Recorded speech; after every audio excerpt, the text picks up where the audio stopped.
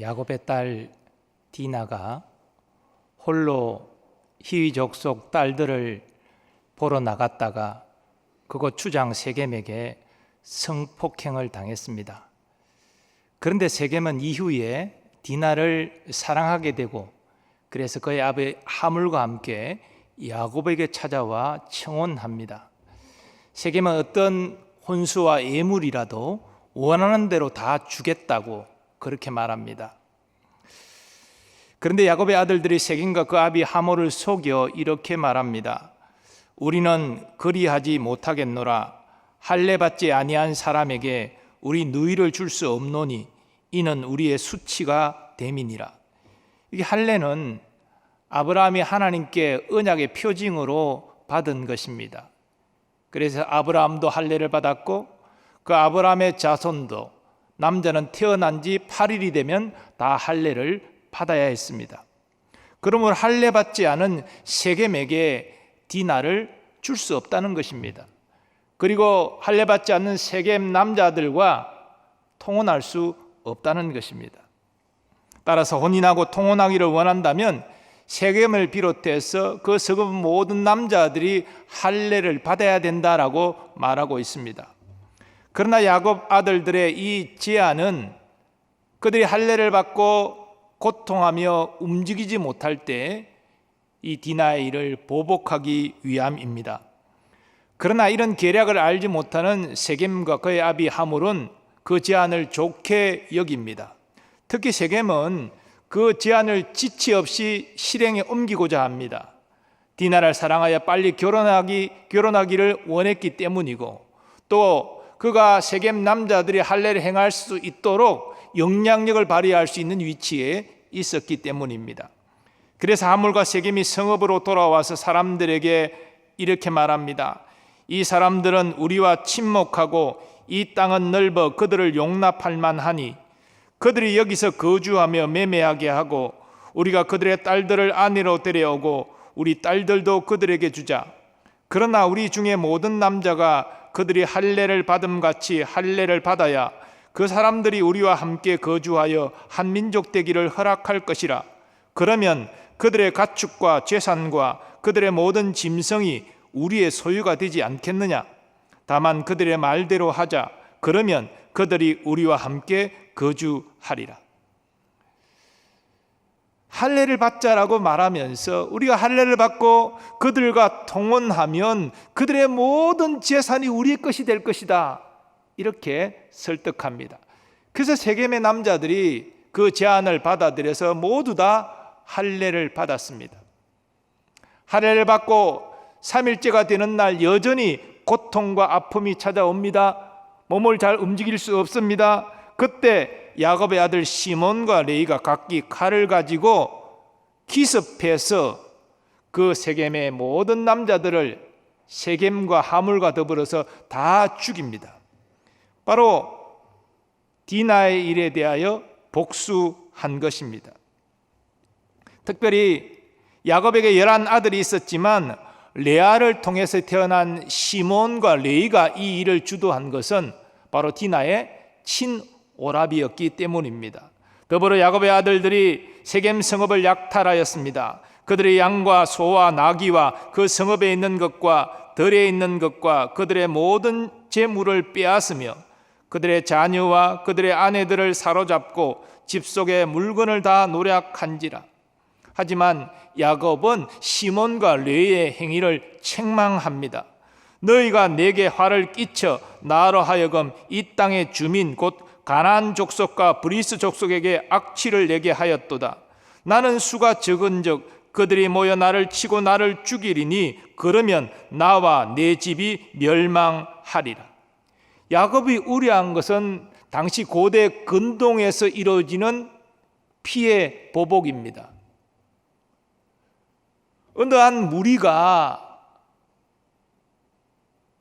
보복을 당할 때 그들의 친족과 그들과 동맹하는 사람들이 또 다른 잔인한 보복을 하는 것은 고대 근동의 관행이었습니다.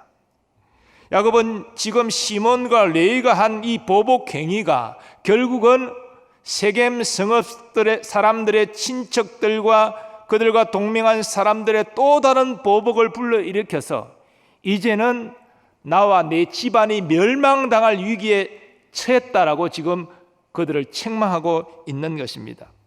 하지만 당시 20대 초반에 혈기왕성한 시몬과 레위는 여전히 분을 삼키지 못하고 이렇게 야곱에게 말합니다. 그가 우리 누이를 창녀같이 대우함이 옳으니까. 저들은 저들의 복수가 마땅한 것임을 말하고 있는 것입니다. 그러나 저들이 세겜을 비롯해서 세겜 남자들을 몰살시킨 이 일이 결국 또 다른 보복을 불러일으켜서 야곱의 가족 전체가 멸망당할 위기에 처한 것은 사실이었습니다. 그래서 이 시간은 이 복수, 보복의 문제를 함께 생각해 보고자 합니다. 오늘 본문에 디나를 끌어들여 성폭행한 자는 그곳 주장 세겜입니다. 그런데 시몬과 레위의 보복은 세겜만을 대상으로 하는 것이 아니라 그의 아비 하몰과 세겜 성읍의 모든 성년된 남자들을 대상으로 했습니다. 바로 10배, 100배의 잔인한 보복이지요. 그뿐 아닙니다. 야곱의 여러 아들들은 양과 소를 비롯해서 세겜 성읍의 모든 소유물들을 약탈했습니다. 또 죽임을 당한 남자들의 자식들과 아내들을 자신의 종으로 삼았습니다. 그런데 이런 보복이 일어나고 난 다음에 오랜 시간이 지나서 하나님께서 모세를 통하여 이스라엘 자손에게 주신 율법에 보복과 관련해서 동해보복법이라는 것이 있습니다. 사람이 만일 그의 이웃에게 상해를 입혔으면 그가 행한 대로 그에게 행할 것이니 상처에는 상처로, 눈에는 눈으로, 이에는 이로 갚을지라. 남에게 상해를 입힌 그대로 그에게 그렇게 할 것이며 짐승을 죽인 자는 그것을 물어줄 것이요 사람을 죽인 자는 죽일지니 거류민에게든지 본토인에게든지 그 법을 동일하게 할 것은 나는 너희의 하나님 여호와임이니라. 여호와 하나님께서 주신 이 율법의 내용을 보면 눈에는 눈으로, 이에는 이로 네가 당한 만큼 갚아라. 그래서 보복을 정당화시키고 있는 것 같습니다. 그러나 말씀드린 대로 당시에 고대 근동의 보복 관행은 당한 대로 갚는 것이 아니라 10배, 100배의 잔인한 보복이었습니다. 그런데 하나님께서는 그런 고대 근동의 잔인한 보복을 하지 말고 네가 당한 만큼만, 그래서 동해 보복이죠. 당한 만큼만 네가 갚아라. 이렇게 말씀하고 계십니다. 그러므로 동해보복법은 보복을 장려하는 것이 아니라 보복을 사실상 제한하는 것입니다. 하나님은 당시 사람들의 연약함 때문에 본래는 보복을 하지 말 것을 원하셨지만 다른 사람과 같이 10배, 100배의 보복을 하는 것이 아니라 네가 당한 만큼만 제한적으로 갚으라 이렇게 말씀을 하신 것입니다. 그러나 이스라엘 자손은 이 동해보복법의 참 의미를 깨닫지 못했습니다. 예수님 당시 율법에 정통하고 율법을 잘 지킨다는 서기관 바리새인도 마찬가지였습니다. 그래서 예수님은 이 보복의 문제와 관련하여 하나님의 권위로 저들에게 이렇게 가르치셨습니다. 또 눈은 눈으로, 이는 이로 갚으라 하였다는 것을 너희가 들었으나 나는 너희에게 이르노니 악한 자를 대적하지 말라. 누구든지 내 오른편 뺨을 치거든 왼편도 돌려대며 또 너를 고발하여 속옷을 가지고자 하는 자에게는 겉옷까지도 가지게 하며 또 누구든지 너로 억지로 오리를 가게 하거든 그 사람과 심리를 동행하고 내게 구하는 자에게 주며 내게 꾸고자 하는 자에게 거절하지 말라. 예수님은 악한 자를 대적하지 말라 그렇게 말씀하십니다. 나에게 해를 가한 사람에게 그에 상응하는 정도의 보복을 하는 것이 아니라 아예 하지 말라라고 말씀하고 계십니다. 주님은 거기서 또 한 걸음 더 나아가서 누군가 나의 오른편 뺨을 치거든 왼편까지 돌려대라 이렇게 말씀하십니다. 사실 이 말씀이 참 이해하기 어렵죠. 상식적으로 누군가가 나의 오른편을 모욕적으로 때렸는데 아니 왼편도 때려주세요라고 돌려댄다는 것은 그냥 비상식적인 것 아니겠습니까?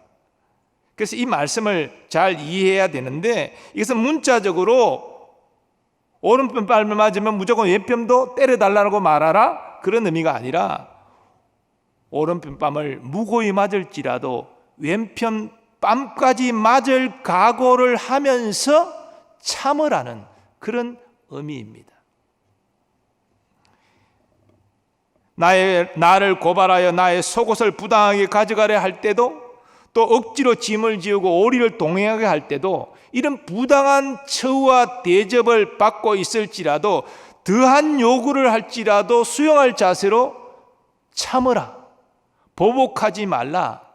그것이 하나님의 뜻이다라고 우리 예수님은 가르치신 것입니다.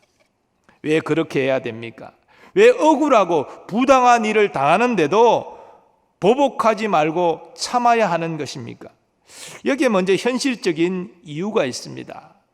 우리가 보복을 하려 그러면 보복 이전에 미움을 품게 됩니다. 상대방을 미워하는 마음을 가지고 기회를 보고 있다가 복수하게 되는 것이죠. 근데 미움을 품으면 상대방을 향한 미움이지만 사실은 미움을 품은 내가 먼저 상하게 됩니다. 여러분, 누군가를 미워하는 마음을 갖고 증오하면서 나는 평안하다, 나는 행복하다, 여러분 그렇게 말할 수 있겠습니까? 미워하는 마음을 가지고 있는 자체가 나를 찌르는 것입니다. 나를 괴롭게 하는 것입니다. 내가 먼저 상하는 것이지요.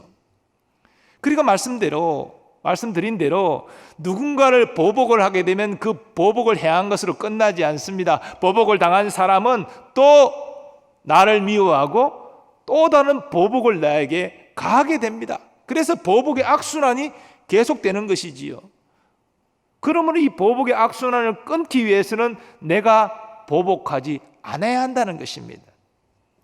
그러나 우리 그리스도인이 보복하지 말아야 할 더욱 중요한 이유가 있는데 그것은 하나님께서 보복을 금하신다는 것입니다. 그리고 하나님께서 우리의 억울함을 다 알고 계신다는 것입니다. 억울함을 아시기 때문에 공의의 하나님께서 우리의 억울함을 풀어주신다는 것입니다.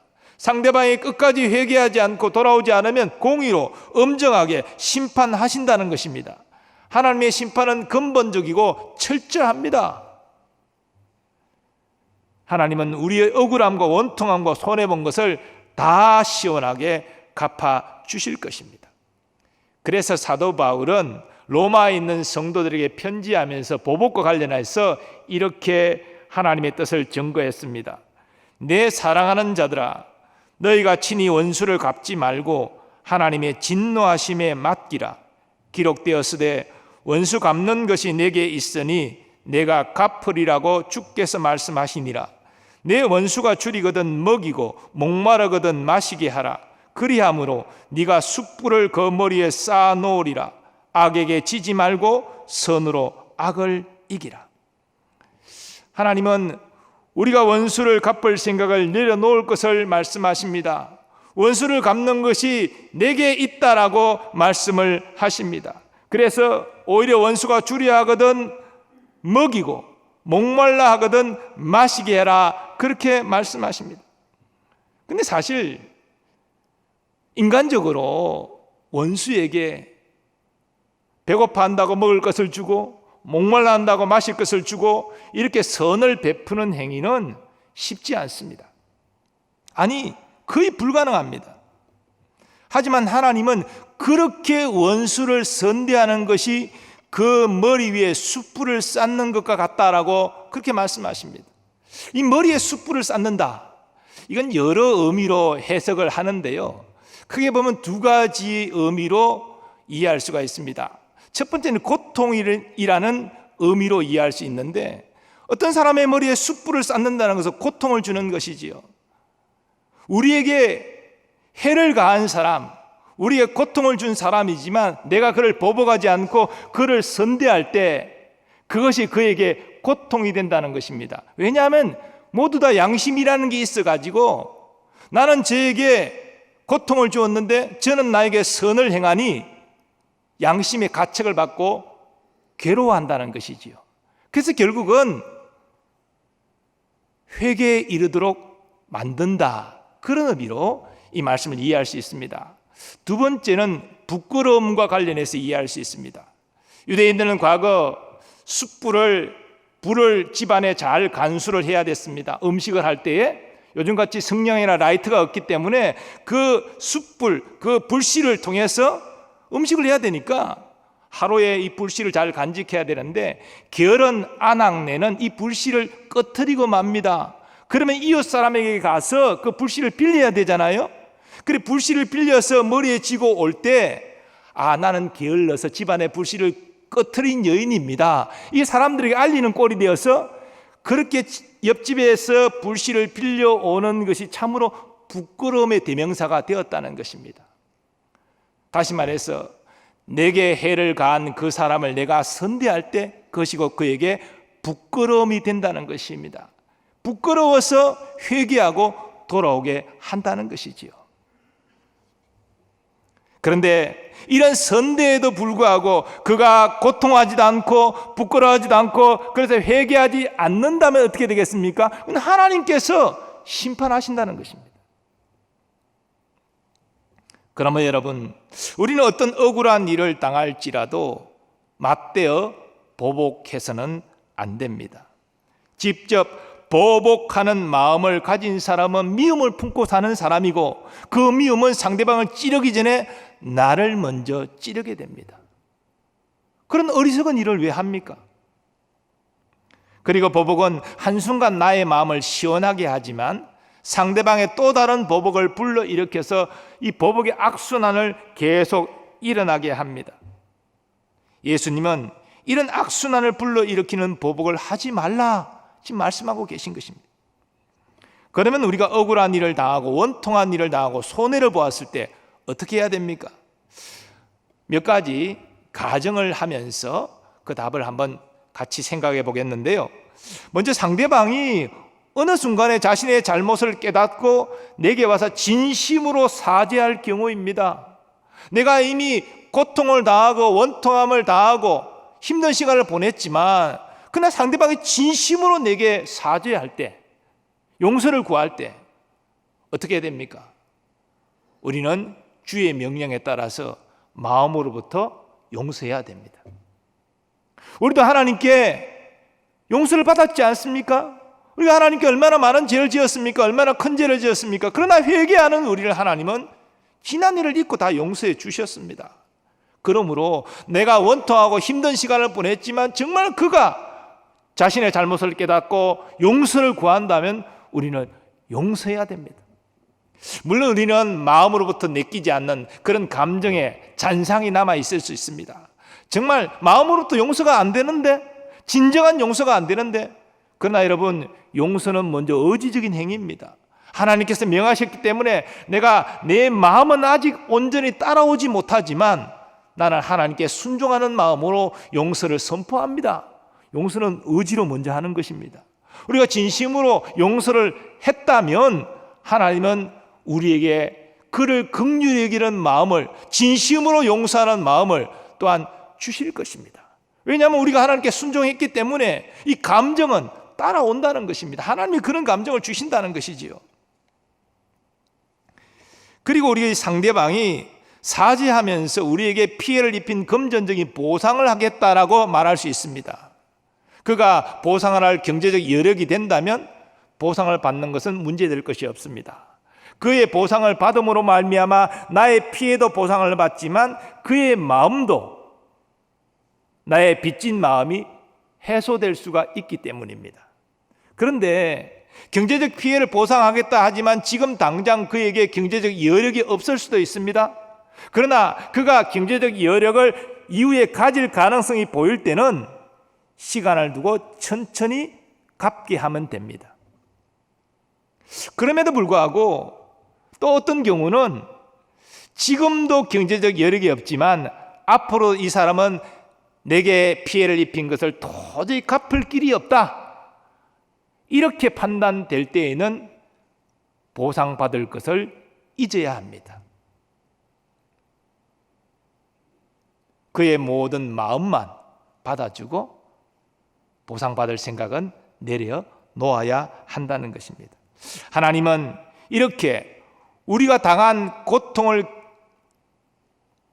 당한 상태에서도 상대방에 보복하지 않고 또 상대방이 사죄를 할 경우에 하나님의 뜻을 따라 용서하고 그리고 그에게 보상받을 생각조차도 다 내려놓은 우리를 아시기 때문에 더 좋은 것으로 우리를 채워주실 줄 믿습니다.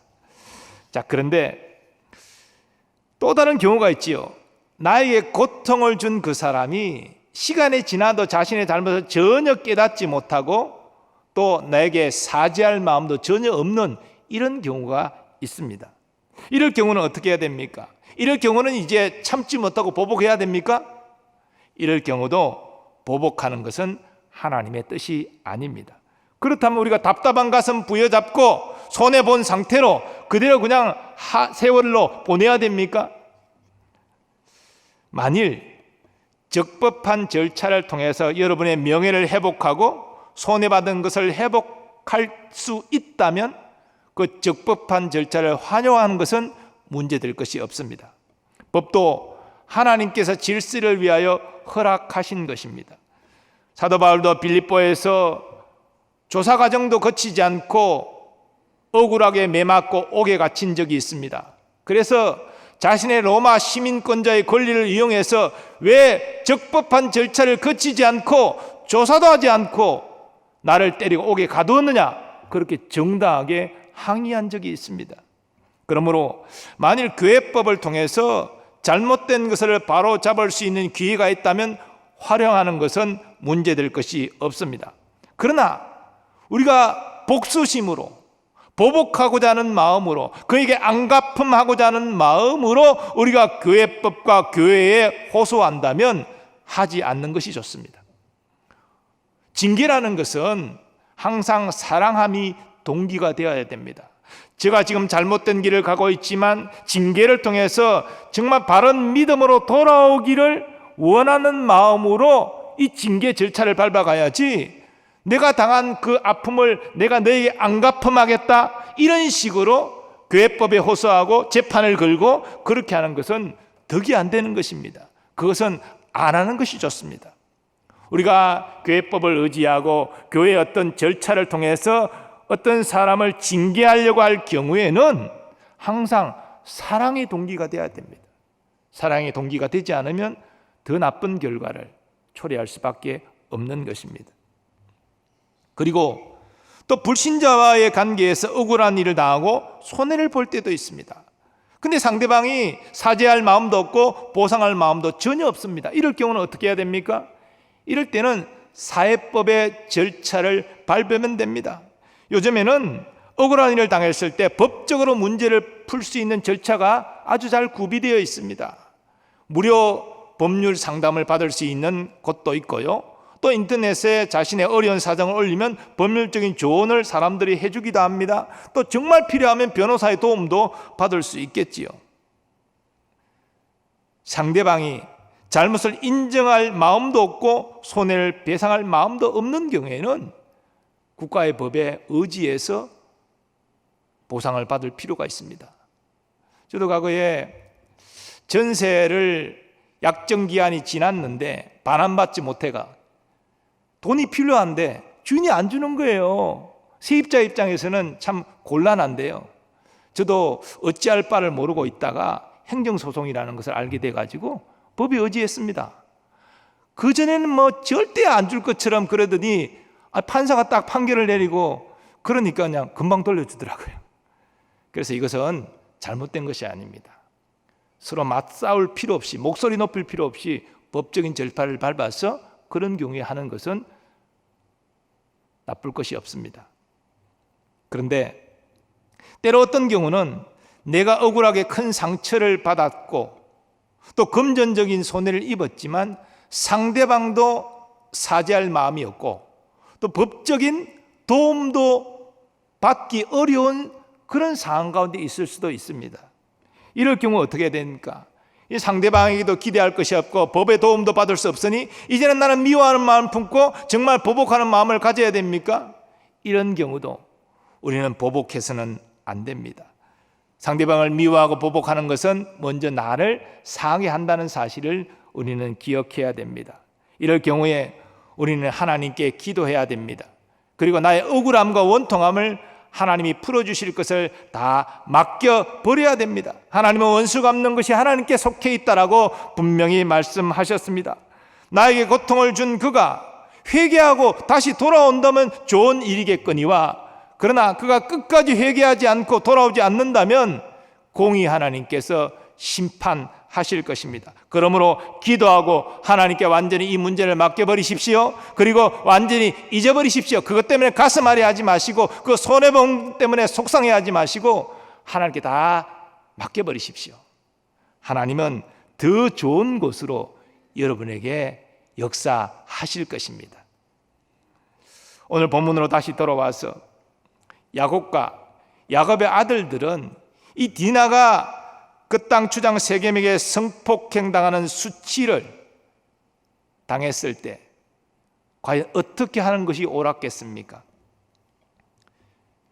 세겜도 그 아버지 하몰도 자신들의 잘못을 시인하고 야곱의 아들들에게 사죄하지 않았습니다. 또 법적인 어떤 도움도 받을 수 없는 것이, 당시 기초적인 법은 있었겠지만 세겜은 그곳 추장입니다. 그곳에서 영향력을 발휘하는 사람입니다. 그런 상황에서 무슨 법적인 도움을 얻을 수 있었겠습니까? 그것도 불가능한 그런 상황입니다. 그러므로 야곱과 그 아들들은 이 문제를 공의의 하나님께 올려드리고 맡겨야 마땅했습니다. 그리고 혼인을 핑계로 세겜에 있는 디나를 집에 불러들이고, 과거 야곱이 외삼촌 라반을 급히 떠난 것처럼 그 세겜 지역을 조용히 떠나야 했습니다. 그리고 야곱은 이 모든 불행이 자신이 잘못 판단하고 결정해서 가나안 땅에 들어서서 하나님과 약속한 베델로 가서 제단을 쌓아야 되는데 목초지와 물이 풍부한 그 세겜 성읍 앞에 장막을 치고 거기에 머무른 그 자신의 잘못됨을 회개했어야 마땅합니다. 그러나 결과적으로는 그렇게 되지 않았습니다. 야곱의 아들들은 분노했고 야곱은 그것을 제지하지 못했습니다. 그래서 속임수를 써서 세겜 성읍의 모든 남자들을 몰살시키고 그 모든 재산을 노략질했으며 처자들을 종으로 삼았습니다. 결국 이것은 또 다른 보복을 불러일으킬 수밖에 없는 상황이 되었고, 이제는 디나 혼자의 수치로 끝나는 것이 아니라 야곱 집안이 다 멸망당할 위기로 내닫고 있는 것입니다. 오늘 본문에 야곱의 아들들의 분노와 어리석은 보복을 반면교사로 삼는 여러분 되시기 바랍니다. 누군가에게 억울하고 원통한 일을 당하고 재산상의 손실을 입으면 다 화가 나지요. 상대방이 미워지지요. 나도 그에게 맞대어서 보복하고 싶지요. 그러나 그것은 하나님이 원하시는 방식이 아닙니다. 사도 바울의 권면대로 선으로 악을 이기는 여러분 되시기 바랍니다. 인간적인 감정에 따라서 보복하는 길로 나아갈 것이 아니라 하나님의 뜻이 어디 있는지를 분별하고 그 뜻대로 행하는 여러분 되시기를 바랍니다. 세상적으로 볼 때는 손해보는 것 같고 원통한 것 같지만 그건 하나님의 뜻에 순종한 우리에게 하나님은 더 좋은 것으로 갚아 주실 줄 믿습니다. 우리의 인생살이 또 신앙생활 가운데 정말 인간관계에서 이런 원통하고 억울한 일 당할 참 경우가 많이 있습니다. 하지만 하나님의 사람은 하나님의 방식으로 대응해야 된다는 사실을 다시 한번 기억하면서 하나님 앞에 바른 믿음으로 행하여 오히려 내가 참고 견디고 상대방을 선대한 것이 하나님 넘치는 복으로 돌아오는 것을 경험하는 여러분 되시기를 예수님의 이름으로 축원합니다. 하나님 아버지 감사합니다. 오늘 디나의 그 사건으로 말미암아 그 미움과 보복 감정이 일어나 야곱의 아들들이 속임수로 세겜과 세겜의 남자들을 다 몰살시키고 그 재산을 노략한 것을 말씀을 통하여 보았습니다. 이것이 하나님의 뜻이 아님을 깨닫게 하시니 감사합니다.